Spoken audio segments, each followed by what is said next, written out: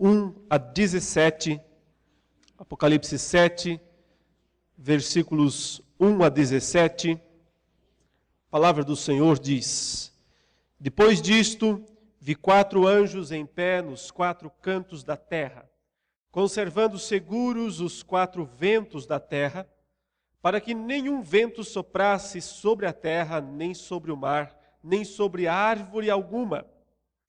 Vi outro anjo que subia do nascente do sol, tendo o selo do Deus vivo, e clamou em grande voz aos 4 anjos, aqueles aos quais fora dado fazer dano à terra e ao mar, dizendo: Não danifiqueis nem a terra, nem o mar, nem as árvores, até selarmos na fronte os servos do nosso Deus.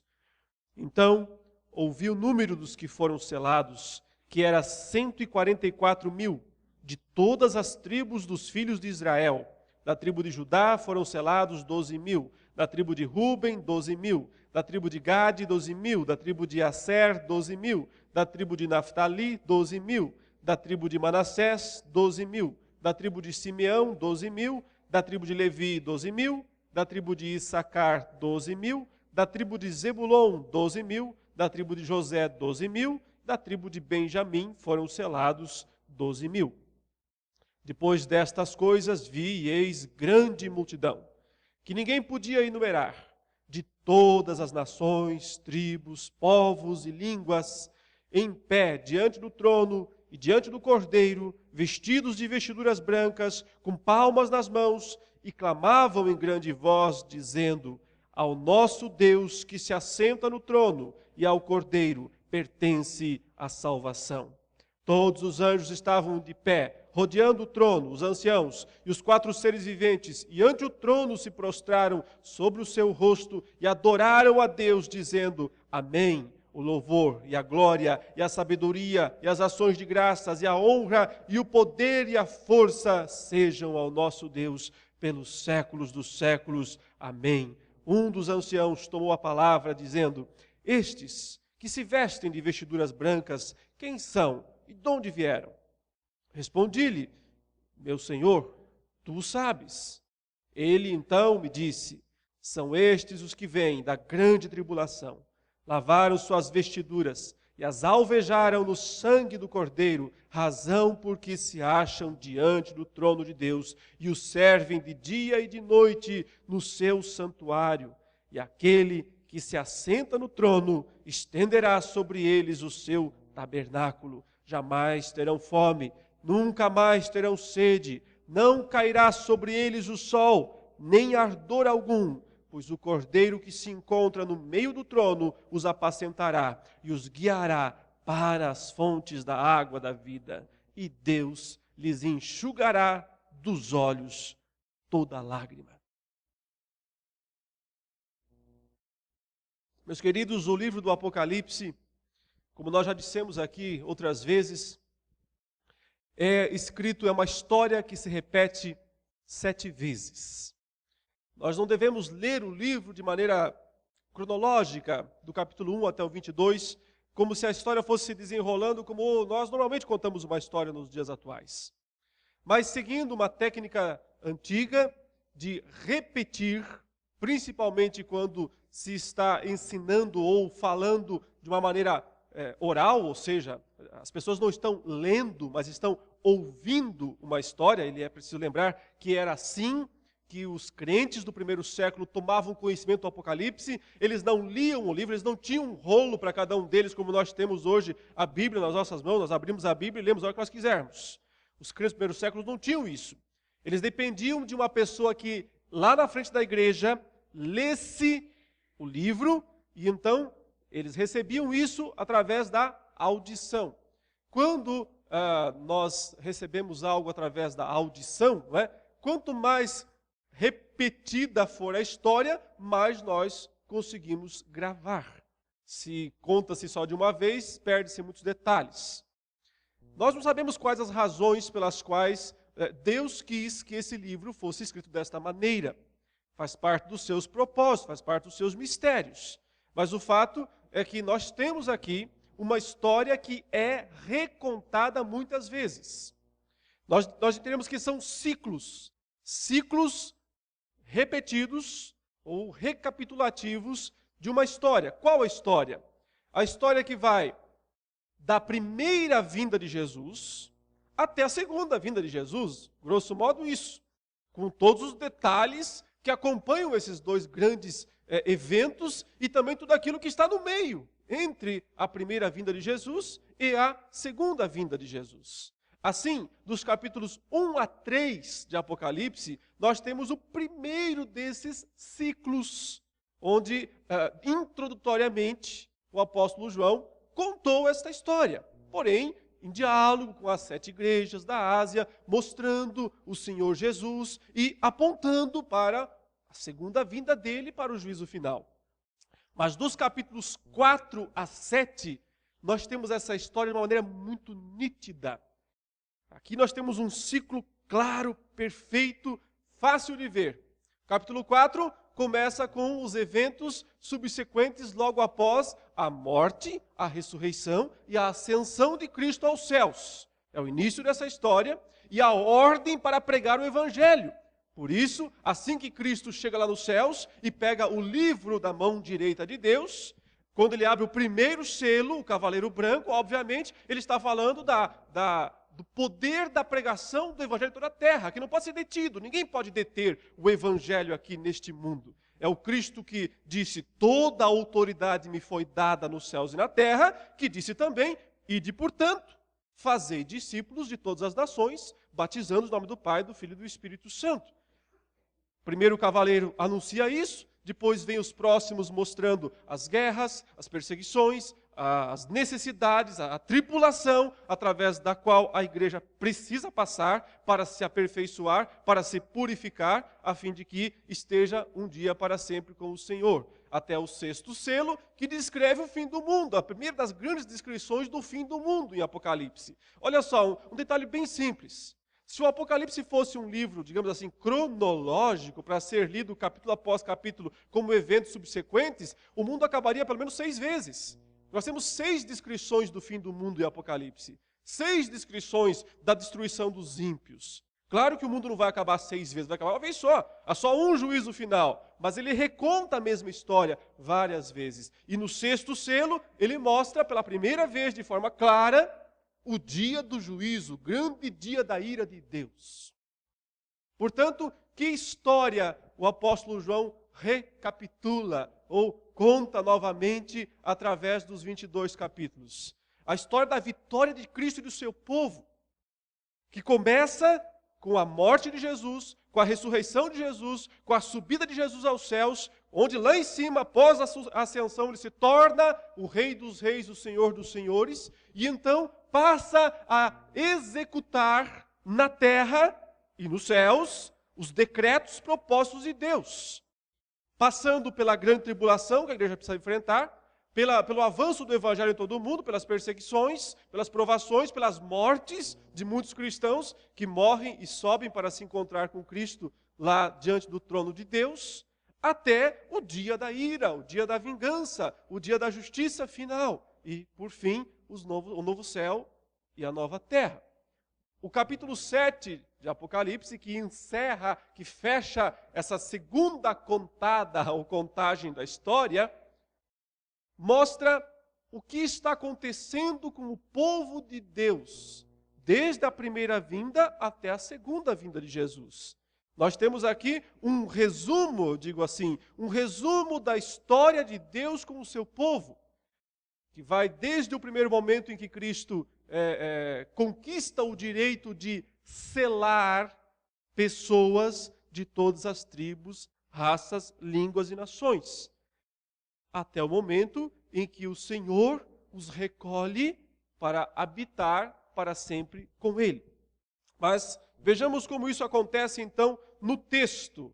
Vamos prestar atenção a alguns detalhes. No início do capítulo 7, tem uma descrição extraordinária, até certo ponto assustadora, porque ele diz que ele viu 4 anjos em pé nos 4 cantos da terra.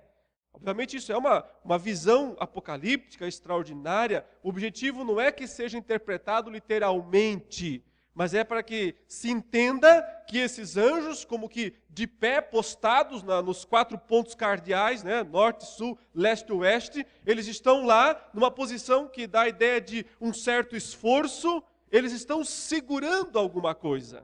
O texto diz, vi 4 anjos em pé nos 4 cantos da terra, conservando seguros, segurando, barrando, detendo os 4 ventos da terra. Então, a ideia é que esses anjos estão barrando o avanço dos 4 ventos. Se eles não segurarem esses 4 ventos, os 4 ventos vão soprar sobre o mundo e vão destruir tudo.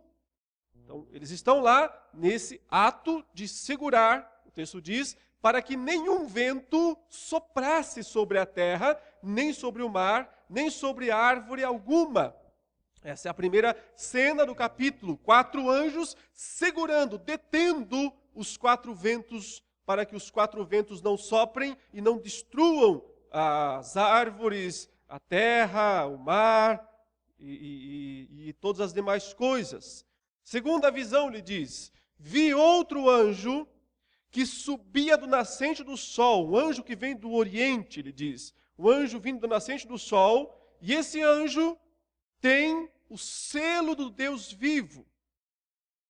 E ele então diz, e clamou em grande voz aos 4 anjos, aqueles aos quais fora dado fazer dano à terra e ao mar, dizendo, não danifiqueis, nem a terra, nem o mar, nem as árvores, até selarmos na fronte os servos do nosso Deus.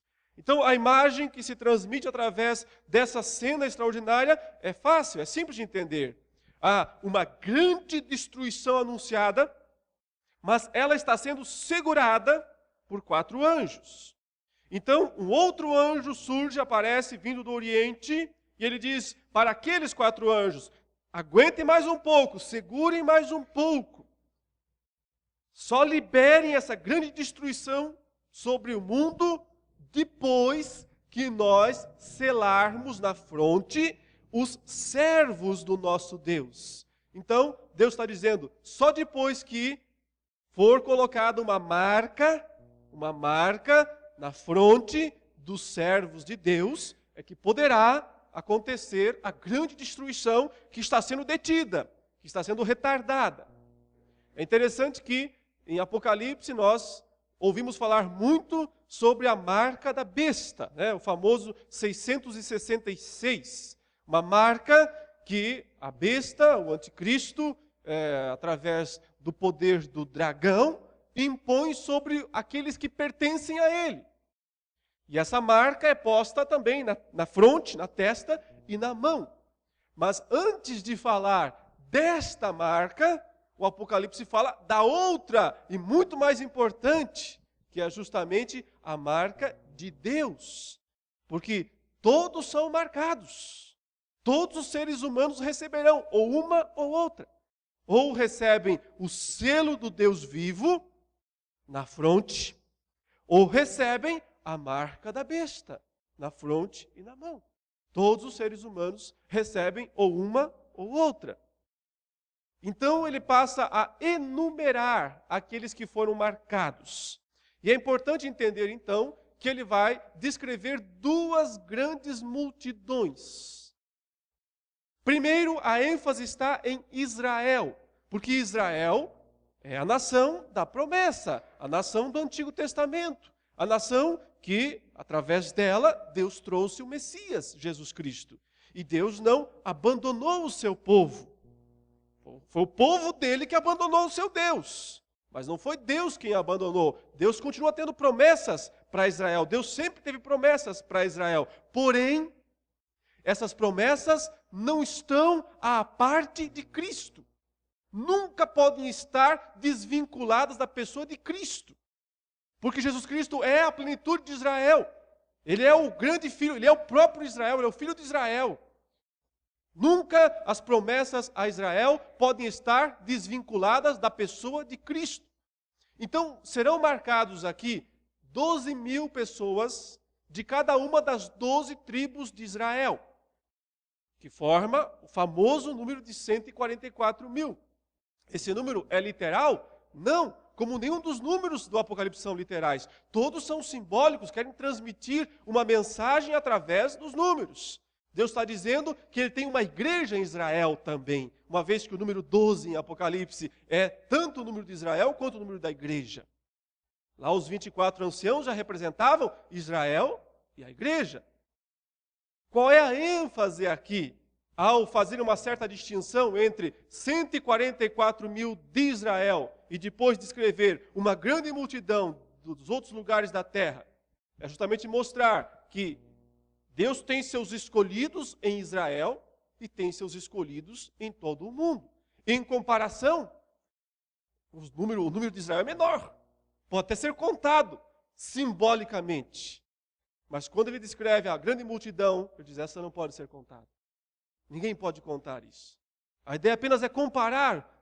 Existem salvos em Israel menos do que no restante do mundo. Naturalmente tem que ter menos. É só um povo, é só uma nação pequena, em comparação com o resto do mundo. Mas continua havendo salvos em Israel. Paulo fala isso em Romanos 9, quando alguém questiona dizendo, olha, se Jesus Cristo era judeu, se ele veio para os judeus, por que os judeus não creem? A palavra de Deus falhou? Paulo diz, não falhou. Por quê? Deus tem seus escolhidos dentro de Israel e fora de Israel.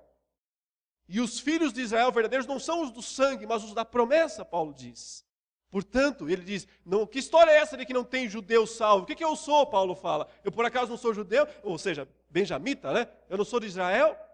Muitos judeus estão sendo salvos, mas não serão salvos fora de Jesus Cristo, da pessoa de Jesus Cristo. Senão Deus tem dois planos, dois propósitos, dois modos de agir. Deus não é bipolar. Deus tem um único modo de agir em toda a história. E isso tem a ver com o Filho dele, Jesus Cristo.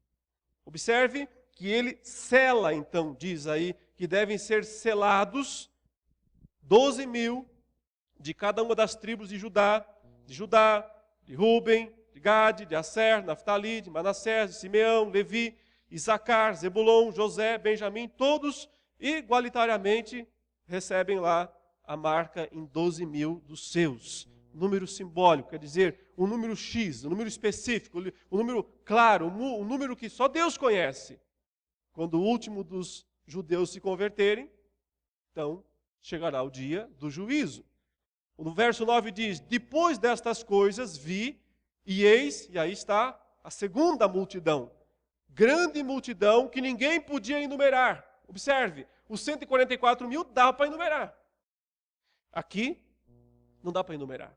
Então, ele está traçando uma comparação entre um número grande, porém menor e limitado de judeus, um número muito maior e inumerável de gentios, de todas as nações, tribos, povos e línguas, que também são selados por Deus, que também recebem a marca de Deus, ou a outra marca que mais tarde no livro será explicada, que é a marca da besta. E diz que essa grande multidão, diz que está em pé diante do trono e diante do Cordeiro, vestidos, diz o versículo 9, de vestiduras brancas, símbolo de pureza, de purificação, não de pureza natural. É uma pureza até certo ponto artificial. Eles foram lavados, eles foram purificados. Não é dignidade pessoal, é dignidade externa. Alguém lhes conferiu dignidade. Alguém lhes conferiu justiça, alguém lhes conferiu brancura. Eles têm palmas nas mãos, um ato, portanto, de adoração ao Senhor, e clamavam em grande voz, dizendo ao nosso Deus, que se assenta no trono, que é o Deus do capítulo 4 de Apocalipse, e ao Cordeiro, o Deus do capítulo 5 do Apocalipse, pertence à salvação, o que ele faz no capítulo 6 de Apocalipse. Todos os anjos, aqueles que já estavam lá no capítulo 4 também, estavam de pé, rodeando o trono, os anciãos, os 4 seres viventes, todos voltam à cena e estão lá apenas para se prostrar diante desse Deus e desse Cordeiro. Prostraram sobre o seu rosto, ou se prostraram sobre o seu rosto, e adoraram a Deus dizendo, amém. Então, agora, 7 atributos de louvor dados a Deus. O louvor, a glória, a sabedoria, as ações de graças, a honra, o poder e a força sejam ao nosso Deus pelos séculos dos séculos. É curioso que o número 7 sempre está presente durante todo o livro, por isso nós dizemos, inclusive, são 7 sessões, são 7 ciclos, 7 vezes ele conta essa história, e ele faz questão de estar sempre pontuando este número para que o ouvinte nunca se esqueça dele. Não dá para entender o livro sem entender esse número. Então vem a explicação da cena. Graças a Deus, a palavra do Senhor, muitas vezes nas horas mais difíceis de se entender, ela própria se explica, se interpreta. E agora vem então a explicação. Um dos anciãos tomou a palavra, dizendo, perguntou para o próprio João: estes que se vestem de vestiduras brancas, essa grande multidão aí, quem são e de onde vieram? E o João, muito sabiamente, respondi-lhe, meu Senhor, não faço a mínima ideia, tu o sabes. Se alguém pode saber isso aqui, não sou eu, é o Senhor, que é um dos anciãos aí no céu. Ele então me disse, e aí vem a explicação, são estes os que vêm da grande tribulação. Lavaram suas vestiduras e as alvejaram no sangue do Cordeiro. Irmãos, página após página, capítulo após capítulo em Apocalipse, sempre se volta à mensagem fundamental, à mensagem básica, sem a qual ninguém, pessoa alguma, pode ser aceita diante de Deus. Mensagem central do Apocalipse, o sangue do Cordeiro. Ninguém pode ser aceito na presença do Deus Santo se não for lavado, se suas vestes não forem alvejadas no sangue do Cordeiro. A igreja, eu disse isso aqui outro dia e eu enfatizo mais uma vez, ela nunca vai correr o risco de pregar demais a respeito do sacrifício de Jesus Cristo. Tudo mais pode ser que ela pregue exageradamente, mas nunca pregará exageradamente a respeito do sacrifício de Jesus Cristo, porque não há mensagem mais central na palavra de Deus do que destacar o modo, o meio pelo qual nós, pecadores indignos, pecadores miseráveis, sem qualquer mérito, um dia estarão naquele lugar onde não há choro, onde não há lágrima, onde não há dor. Não há como qualquer um de nós chegar a esse lugar se não for pelo sangue do Cordeiro. O sangue de Jesus Cristo, derramado na cruz, na sangrenta cruz, por causa dos nossos pecados. Essa é a grande mensagem, é a grande proclamação. Se a igreja perde esta mensagem, perdeu o grande tesouro. Perdeu tudo, não é verdade? Porque tudo mais perde o sentido se não for construído sobre a mensagem da cruz. Quem são? Perguntou o ancião. E ele próprio respondeu, são os lavados. São aqueles que foram alvejados. Não pense que eles têm roupinhas brancas que eles mesmos lavaram. Não pense que eles estão aqui por seus méritos. Não pense que estão aqui porque eles eram melhores do que os outros homens, porque eram mais justos, porque eram mais religiosos, porque oravam mais, porque cantavam mais, porque faziam outras coisas. Não pense que eles estão aqui por outro motivo. Eles estão aqui porque lavaram suas vestes no sangue do Cordeiro. Isto é o Evangelho. Esta é a grande mensagem do Evangelho. Muito bem, e por isso, diz o versículo 15, razão porque se acham diante do trono de Deus. Eles só podem estar diante do trono de Deus porque lavaram suas vestes, porque as alvejaram no sangue do Cordeiro. É só por isso que eles podem estar diante do trono de Deus. E é só por isso também que eles podem servi-lo, diz, e o servem de dia e de noite no seu santuário. E aquele que se assenta no trono estenderá sobre eles o seu tabernáculo, Aqui é uma palavra extraordinária, mais uma vez, finalizando essa sessão. Ele diz, e aquele que está no trono estenderá sobre eles o seu tabernáculo.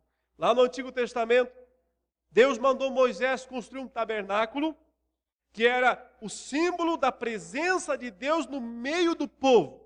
Porém, era apenas um ponto no meio da multidão.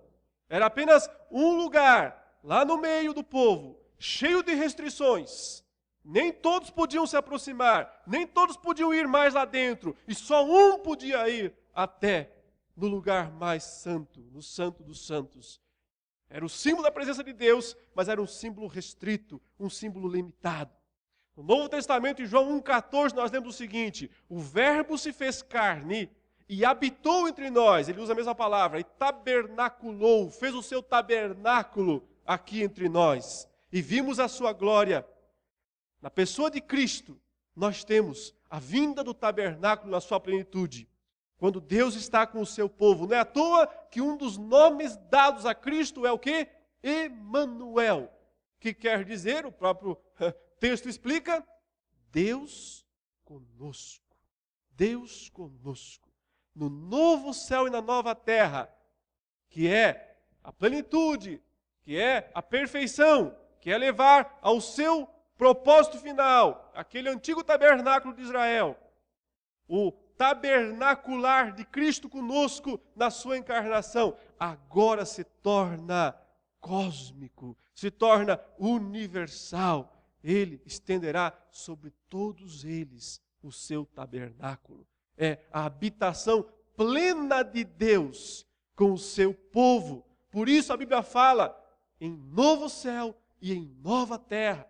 E mostra no final do livro, só na última vez que ele contar a história, uma espécie de acoplamento desses dois lugares. O próprio céu vindo à terra, ou talvez a terra indo ao céu, os dois lugares se unindo. Isso é unir o tabernáculo, isso é estabelecer o tabernáculo. É só lá, só naquele momento, só naquele dia que vai se cumprir o versículo 16. Jamais terão fome. Nunca mais terão sede. Quer dizer, não há mais necessidades que o povo de Deus precise buscar fora de Deus. Não cairá sobre eles o sol, nem ardor algum, pois o Cordeiro que se encontra no meio do trono os apacentará e os guiará para as fontes da água da vida. E Deus lhes enxugará dos olhos toda lágrima. O que nós aprendemos, meus irmãos, deste capítulo 7? Eu destaco 5 lições centrais, apenas para relembrar aqui, já as mencionei, agora apenas para que os irmãos possam talvez gravar isso. Primeira grande lição desse texto: Deus escolheu e está selando um povo para si. Deus escolheu esse povo antes da fundação do mundo, aprendemos em outros textos da Bíblia, e Deus está agora selando, marcando esse povo para si. Tanto de judeus, quanto de gentios. Tanto judeus quanto gentios podem ser salvos através de Cristo. E Deus está salvando pessoas assim. O que é o selo? O que é a marca sobre a fronte? A melhor interpretação que nós temos é de que é o batismo. O batismo, aquele primeiro do Espírito Santo. Quando o Espírito Santo vem e sela, como diz em Efésios 1, versículos 13 e 14, ele diz que ele nos selou com o Santo Espírito da promessa. A marca do Espírito Santo em nós, que é o batismo com o Espírito Santo, é o selo, simbolizado no batismo com água. Porque a água é o símbolo do Espírito Santo. Ela simboliza aquilo que o Espírito Santo faz. A água não purifica nossos pecados. É o sangue de Jesus Cristo, através do Espírito Santo aplicado em nós, que nos purifica dos pecados. Portanto, isso aqui não é um ritual. Não é só participar de um ritual. Uma pessoa pode ser batizada e fazer isso por uma obrigação, por um ritual, e não receber o selo do Deus vivo. E receber depois os 666, sim. Mas aqueles que com fé verdadeira se submetem ao batismo, porque também são batizados com o Espírito Santo, esses podem ter certeza de que estão recebendo o selo do Deus vivo.